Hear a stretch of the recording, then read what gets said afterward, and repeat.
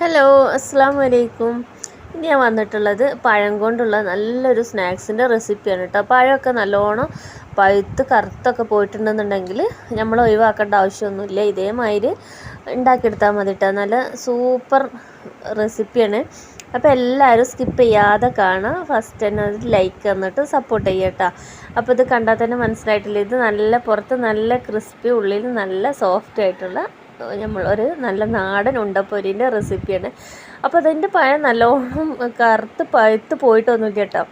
ഇത് ഒന്നും കൂടി നല്ലോണം പഴുത്ത് നല്ല തൊലിയൊക്കെ കറുത്ത മാതിരിയായിട്ടുണ്ടാവില്ലേ, അതുപോലെ ആയി കിട്ടുകയാണെന്നുണ്ടെങ്കിൽ ഒന്നുകൂടെ ടേസ്റ്റാണ് കേട്ടോ. ഇപ്പോൾ ഈ പഴം നല്ല മധുരമുണ്ട്. ഇത് കുഞ്ഞ് പഴമാണ് കേട്ടോ. നമ്മൾ ഒരു മൈസൂർ പഴത്തിനൊക്കെ വലിപ്പമുള്ളൂ നേന്ത്രപ്പഴം, പക്ഷെ നല്ല മധുരമുണ്ട്, നാടൻ പഴമാണ്. അപ്പോൾ ഞാൻ ഒരു 3 പഴം എടുത്തിട്ടുണ്ട്. വലിയ പഴമാണെന്നുണ്ടെങ്കിൽ 2 എടുത്താൽ മതി കേട്ടോ. എന്നിട്ട് ഇതിലേക്ക് ഒരു 2.5 ടേബിൾ സ്പൂണോളം പഞ്ചസാര ഇട്ടിട്ട് മിക്സിൻ്റെ ജാറിൽ നല്ലോണം പേസ്റ്റ് പോലെ അടിച്ചെടുത്തിക്കണം കേട്ടോ. ഇതിൽ പഞ്ചസാരക്ക് പകരം വേണമെന്നുണ്ടെങ്കിൽ ശർക്കരയും നമുക്ക് ഉപയോഗിക്കട്ടോ. ശർക്കര ഒന്ന് മെൽറ്റ് ചെയ്ത് അരിച്ചൊഴിച്ചിട്ട് നല്ലോണം ഒന്ന് പഴത്തിൻ്റെ കൂടെ അടിച്ചെടുത്താൽ മതി. അപ്പോൾ ഇനി ഇതിലേക്ക് ഞാനത് ഒരു 1/2 കപ്പ് തേങ്ങ ചിരവിയതും കൂടി ഇട്ട് കൊടുത്തിട്ടുണ്ട്. ഇത് ഓപ്ഷനിലാണ് കേട്ടോ. ഉണ്ടെന്നുണ്ടെങ്കിൽ മാത്രം ഇട്ട് കൊടുത്താൽ മതി. തേങ്ങ ഇട്ട് കൊടുക്കുക, ചെറിയ ജീരകം ഇട്ട് കൊടുക്കട്ടോ. ചെറിയ ജീരകം ഞാൻ ഇട്ട് കൊടുക്കാൻ മറന്നു പോയതാണ്. ഉണ്ടെന്നുണ്ടെങ്കിൽ ഇട്ട് കൊടുത്തോണ്ടിട്ടോ. അതിങ്ങനെ കഴിക്കുമ്പോൾ കടിക്കാൻ കിട്ടുന്നത് നല്ലൊരു ടേസ്റ്റാണ്. പിന്നെ ഇതിലേക്ക് ഞാൻ 1/2 ടേബിൾ സ്പൂണോളം ഏലക്ക പൊടിച്ചത് ഇട്ട് കൊടുത്തിട്ടുണ്ട്. പിന്നെ ഒരു 1/4 ടീസ്പൂണ് ബേക്കിംഗ് സോഡയാണ് കേട്ടോ. ബേക്കിംഗ് പൗഡറല്ല, അപ്പക്കാരം സോഡാപ്പൊടി ഇട്ട് കൊടുത്തിട്ടുണ്ട്. എന്നിട്ട് നല്ലോണം ഒന്ന് മിക്സ് ആക്കിയിട്ട് എടുക്കുന്നുണ്ട് കേട്ടോ. ഈ ബാറ്ററിൻ്റെ എല്ലാ ഭാഗത്തും എത്ര മാതിരി ഒന്ന് മിക്സ് ആക്കി എടുക്കുക. പിന്നെ ഒരു 2 പിഞ്ച് ഉപ്പിട്ട് കൊടുത്തിട്ടുണ്ട്. ആ മധുരം ഒന്ന് ബാലൻസ് ചെയ്യാൻ വേണ്ടി മാത്രമാണ് ഉപ്പിട്ട് കൊടുത്തിട്ടുള്ളത്. ഒരുപാട് ഉപ്പിട്ട് കൊടുക്കരുത് കേട്ടോ, പിന്നെ ഉപ്പിൻ്റെ ചൊയ അങ്ങോട്ട് മുന്തി നിൽക്കും. പിന്നെ ഞാൻ ഫസ്റ്റ് 1 കപ്പ് മൈദ എടുത്തിട്ടുണ്ട്. ലാസ്റ്റ് ഞാൻ പറഞ്ഞു തരട്ടെ അതിലേക്ക് എത്ര മൈദയാണ് ആയിട്ടുള്ളത് എന്നുള്ളത്. എന്നിട്ട് ഇതേമാതിരി ഒരു സ്പാച്ചിലൊക്കെ വെച്ചിട്ട് ഇളക്കി കൊടുക്കുകയാണെന്നുണ്ടെങ്കിൽ കയ്യിലൊന്നും അധികം ഒട്ടിപ്പിടിക്കാതെ കിട്ടും കേട്ടോ. അല്ലാന്നുണ്ടെങ്കിൽ ഇത് മൈദ നമ്മളെ കയ്യിൽ പഴം മൈദയും കൂടി അല്ല, നല്ലോണം ഒട്ടിപ്പിടിക്കാൻ ചാൻസ് ഉണ്ട് കേട്ടോ. ഇതിൽ മൈദക്ക് പകരം ഗോതമ്പ് പൊടി വേണമെന്നുണ്ടെങ്കിൽ അതും ഇട്ട് കൊടുക്കട്ടോ. ഗോതമ്പ് പൊടി ആയിട്ട് ഉണ്ടാക്കിയിട്ടുണ്ടെങ്കിൽ നല്ല സോഫ്റ്റായിട്ടും ഇതേമാതിരി തന്നെ അടിപൊളിയായിട്ട് കിട്ടും കേട്ടോ. അപ്പോൾ നമ്മൾ കടയിലൊക്കെ സാധാ ഉണ്ടാക്കൽ മൈദപ്പൊടി ആയിട്ട് തന്നെയാണ് ഉണ്ടാക്കൽ. അപ്പോൾ ഞാൻ മൈദയായിട്ടാണ് ഉണ്ടാക്കുന്നത്. ഗോതമ്പ് പൊടി ഇഷ്ടമുള്ളവർക്ക് അതെടുക്കുക. എന്നിട്ട് നല്ലോണം ഒന്ന് മിക്സ് ആക്കിക്കാണ്ട് എടുക്കണം കേട്ടോ. ഇത് പെട്ടെന്ന് നമുക്ക് മിക്സ് ആക്കി എടുക്കാൻ പറ്റും. പിന്നെ വെള്ളമൊന്നും ഒഴിച്ചെടുക്കേണ്ട ആവശ്യമില്ല കേട്ടോ. നമ്മൾ ആ പഴം അടിച്ചെടുത്ത അതേ ആ ഒരു നനവിലാണ് ഇത് കുഴച്ചെടുക്കേണ്ടത്. ഇത് വെള്ളമൊന്നും ചേർത്ത് കൊടുക്കാൻ പാടില്ല. ഇതിൻ്റെ എന്താ പറയുക, ആ കൺസിസ്റ്റൻസിന് അങ്ങോട്ട് തെറ്റിപ്പോകും കേട്ടോ. നമ്മൾ കടയിൽ നിന്നൊക്കെ കൊണ്ടുവരുമ്പോൾ നല്ല രസമില്ലേക്കാരം. അതിൻ്റെ പുറം ഭാഗം കാണാൻ നല്ല ബ്രൗൺ കളറിൽ, ഉള്ളിൽ അതേമാതിരി നല്ല സോഫ്റ്റ് ആയിട്ടായിക്കാരം ഉണ്ടാവില്ല. അപ്പോൾ നമുക്ക് അതേ രൂപത്തിലും ടേസ്റ്റിലും ഉണ്ടാക്കിയെടുക്കണം കേട്ടോ. അപ്പോൾ അതിന് ഇതേമാതിരി ഞാൻ പറയുന്നത് അതേമാതിരി ഉണ്ടാക്കിയെടുത്തിട്ടുണ്ടെന്നുണ്ടെങ്കിൽ നല്ല പെർഫെക്റ്റ് ആയിട്ടുള്ള ഉണ്ടംപൊരി തട്ടുകടയിൽ നിന്നൊക്കെ വാങ്ങാൻ കിട്ടണ അതേമാതിരി കിട്ടും കേട്ടോ. പിന്നെ ഞാനിത് ഒരു 1/2 കപ്പും കൂടി മൈദ എടുത്തിട്ടുണ്ട്. അപ്പോൾ എനിക്ക് ആ 1/2 കപ്പ് മുഴുവനും വേണ്ടി വന്നിട്ടില്ല കേട്ടോ. ഇത് നമ്മൾ ലാസ്റ്റ് ഒന്ന് കൈകൊണ്ട് തന്നെ നല്ലോണം ഒന്ന് മിക്സ് ആക്കിയിട്ട് എടുക്കണം കേട്ടോ. അപ്പോൾ നമുക്ക് അതിൻ്റെ പാകം എത്രയായി എന്നുള്ളത് മനസ്സിലാവുള്ളൂ. ഇത് നമുക്കൊരു ലൂസായിട്ടുള്ളൊരു കൺസിസ്റ്റൻസിയിലാണ് വേണ്ടത്. നല്ലോണം ടൈറ്റായിട്ടല്ല കേട്ടോ വേണ്ടത്. ടൈറ്റായിട്ട് ഉണ്ടാക്കിയിട്ടുണ്ടെന്നുണ്ടെങ്കിൽ സാധനം നന്നാവും ഉണ്ടാക്കിയിട്ടുണ്ടെങ്കിൽ, പക്ഷേ അതിൻ്റെ ഉള്ളിൽ ഭയങ്കര ഹാർഡായി പോവും. ഭയങ്കര ഉറപ്പിക്കാരം ഉള്ളിൽ. നമുക്ക് ബോളും മാതിരിയൊക്കെ വലിച്ചെറിഞ്ഞ് കളിക്കാൻ പറ്റണ തരത്തിലേക്കാണ്. നമുക്ക് കടിച്ചാലും പറിച്ചാലും കിട്ടാത്ത മാതിരിയായി ഉണ്ടാവല്.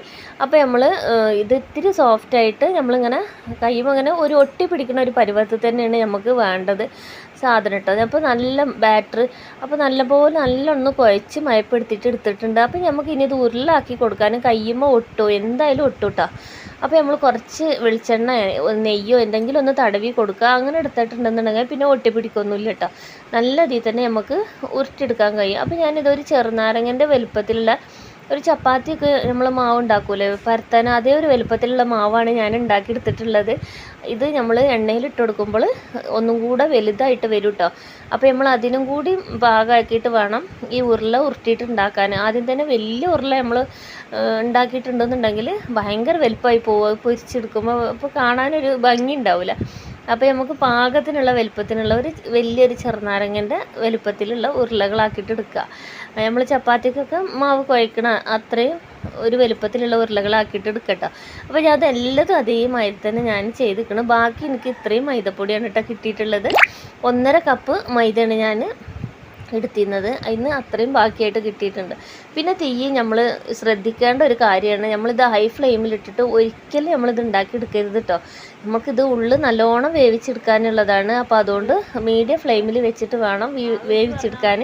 അല്ലാന്നുണ്ടെങ്കിൽ ഉള്ളു വേവൂല, പുറത്ത് നല്ല ക്രിസ്പി ആയിട്ടും കിട്ടും, ഉള്ളു വേവാതെയും കിട്ടും. അപ്പോൾ ടേസ്റ്റ് ഉണ്ടാവില്ല കേട്ടോ. അപ്പോൾ നമ്മൾ മീഡിയം ഫ്ലെയിമിലിട്ടിട്ട് നല്ലോണം ഒന്ന് വേവിച്ചിട്ടെടുക്കണം കേട്ടോ. അപ്പോൾ ഇതാ ഞാൻ ഒരു 5 എണ്ണം വീതമാണ് ഞാൻ ഇട്ട് കൊടുത്തിരിക്കുന്നത്. അപ്പോൾ ഇതൊന്നും ഇങ്ങനെ കളറ് ചേഞ്ചായി വരുമ്പോൾ തിരിച്ച് മറിച്ചൊക്കെ ഇട്ടിട്ട് നല്ലോണം ഒന്ന് മൊരിയിപ്പിച്ചെടുക്കണം. ഫ്ലെയിം കൂട്ടി കൊടുക്കരുത്, അത് പ്രത്യേകം ശ്രദ്ധിക്കേണ്ട കാര്യമാണ് കേട്ടോ.